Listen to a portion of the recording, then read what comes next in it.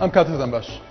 عادل مراد سکرتێری ئەنجومەنی ناوەندی یەکێتی نیشتیمانی کوردستان هێرشێکی تون دەکاتە سەر پارتی دیموکراتی کوردستان بەهۆی لێدوانی بەرپرسانی پارتی سەبارەت بە پرۆژەی دەستور و گەڕانەوەی بۆ پەرلەمان و گۆڕینی سیستمی حکومڕانی لە سەرۆکاتیەوە بۆ پەرلەمانی بە پێی ڕێکەوتنی 29 حوزەیرانی نێوان پارتی و یەکێتی هەردوو لە ڕێکەوتن لەسەر درێژکردنەوەی ویلایەتی مەسعود بارزانی سەرۆکوێرەمی کوردستان مەرجی یەکێتی بۆ ڕازیبوون بەو ڕێکەوتنەش وەک خۆیان دەڵێن ڕەزامەندی بارزانی بووە لەسەر گەڕانەوەی پرۆژەی دەستور بۆ پەرلەمان بە مەبەستی هەموارکردنی. سوپای سووریای ئازاد چەند پێگەیەکی نوێی سەربازی سەر بەهێزەکانی حکوومەتی دیمەشقیان لە حەلەب و ڕیفی دیمەشق کۆنتڕۆڵ کردووە. لە سەر ڕێگەی فڕۆکەخانەی نێودەوڵەتی دیمەشقی شەڕ و پێکدادانەکان بردەوامن. دوێنێش گەریلاکانی یەکینەی پاراستنی گەلی ئەپەکە توانیان لە ڕیفی ڕەقا خەڵەف زیاد ئەمیری دەوڵەتی عێراق و شام دەستگیر بکەن کە سەر بەڕێکخراوی قاعیدەیە. هەروەها دوو چەکداریان لێ بکوژن. دوێنێ گەریلاکانی ئەپەکە توانیان چەکدارانی بەرەی نوسڕەت و دەوڵەتی ئیسلامی عێراق و شام لە شاری ڕەس العین کە ناوچەیەکی استراتیژیە لە پارێزگای حەزەکە ڕاودونێن.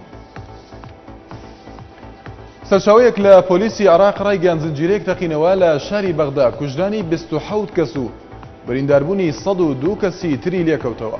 سەرچاوەکە بە سۆمریە نیوزی ڕاگەیان ئێوارەی دوێنێ دوو بۆمبی چێندراو لە ناوچەی زەعفەرانیە لە باشووری شاری بەغدا تەقیەوە و بە هۆیانەوە 21 کەس بوونە قوربانی. سەرچاوەکە ماژەی بۆشدا دوو بۆمبە چێندراوەکە لە ناوچەی زەعفەرانیە بە دوای یەکدا تەقیورەتەوە و لە ئەنجامدا 5 کەس کوژران و 16 تریش بریندار بوون کە برینی هەندێکیان سەختە. وەزارەتی مافی مرۆڤ لە عێراق چەند لایەنێکی سیاسی تۆمەتبار کرد کە لە پشت داخستنی قاوەخانەکانی بەغداون. ئەو کارەشی بە پێشێلکردنی دەستور و مافەکانی مرۆڤ و خستنە مەترسی ژیانی هاوڵاتیان لە قەڵەمدا. وەزارەتەکە لە بەیاننامەیەکدا ڕایگەیاند ئەوەی گروپێک هاوڵاتی بە پاڵپشتی هەندێک لایەنی سیاسی دژ بە ژمارەی قاوەخانە ئەنجامیاندا و لە ڕەوشێکی ئەمنی وا هەستیاردا ژیانی هاوڵاتیانیان خستە مەترسیەوە لێخۆشببوونی نییە و ڕێوشێنی یاسایی بەرامبەریان دەگیرێتە بەر.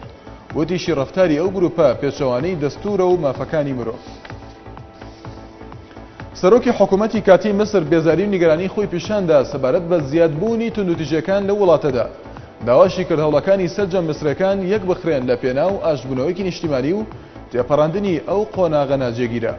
لە یەکەم چاوپێکەوتنیدا لەگەڵ تەلەڤیزیۆنی مسری حازم بەبلاوی جەختی کرد کە ئەو حکوومەتەکەی بەبێ دەستێوەردانی هیچ لایەنێک پێکێناوە پێداگریشی لەسەر پێویستی بە دێنانی تەوافقی نیشتیمانی کردەوە بە مەبەستی سەرخستنی کاری حکوومەتەکەی.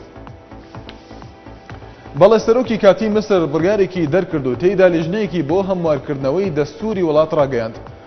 ئاژانسی هەواڵی فرانس 24 بڵاوی کردەوە ئاژانسی ڕۆیتەرز لە سایتی ڕۆژنامەی ئەهرامی مسریەوە بڵاوی کردوتەوە کە عەدلی مەنسوور سەرۆکی کاتی مسر بڕیارێکی کۆماری دەرکردووە و تێیدا ڕایگەیاندووە لیژنەیەکی بەناوی لیژنەی پسپۆڕان بۆ هەموارکردنەوەی دەستوری مسر پێکهێناوە بۆ ئەوەی دەستور هەموار بکەنەوە.